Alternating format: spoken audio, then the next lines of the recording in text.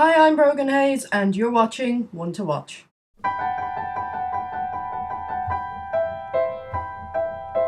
This week's One to Watch may not come as that much of a surprise to anybody. It's Frank.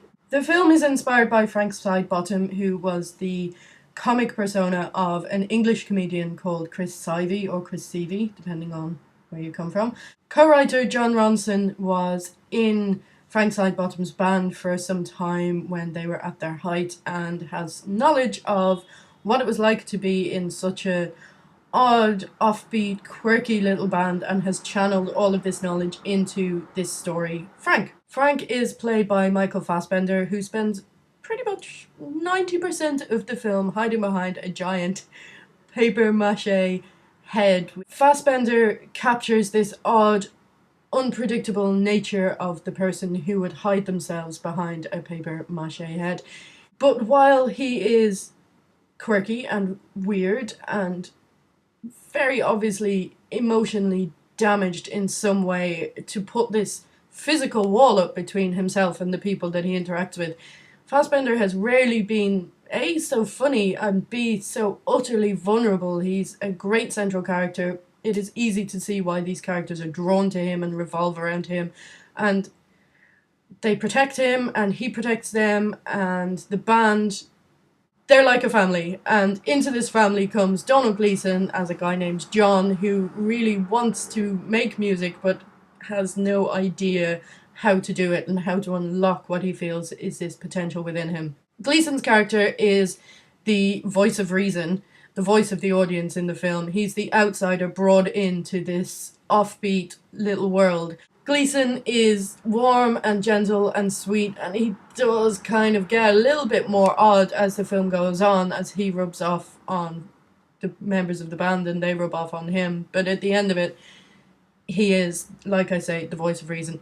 Superficially, Frank is a film about a band who really never wanted to be famous. But underneath all of that, it's a story about an incredibly damaged person. Frank is a film about mental illness and about how people deal with mental illness and about how other people deal with perceived mental illness. There's a vein of comedy and really odd, over-the-top comedy that runs through the film, but almost at the same time and parallel to that, this vein of tragedy runs through the film as well. While Frank is a fantastic film, and don't get me wrong, it is absolutely brilliant, it does sometimes feel that the three parts of the film don't always mash properly together, and they don't always fit properly. It does take some thinking about for you to realise how everything sort of rolls together in one and why all of these events had to happen. But superficially, it feels like three separate films, and the cuts between them feel a little bit too jarring at times. That said, Frank is the story of friendship. It's the story of relying on people and having people rely on you. It's the story of learning to deal with the things that have happened to us and the things that we've done to other people.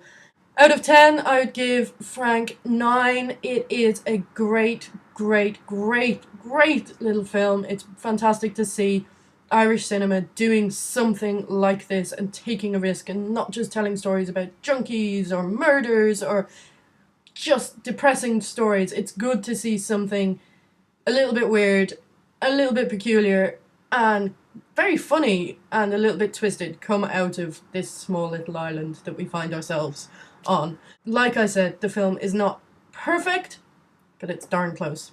This week's One to Watch is Frank, and until next week, I've been Brogen Hayes with tonsillitis. Apologies for the voice. And this has been One to Watch.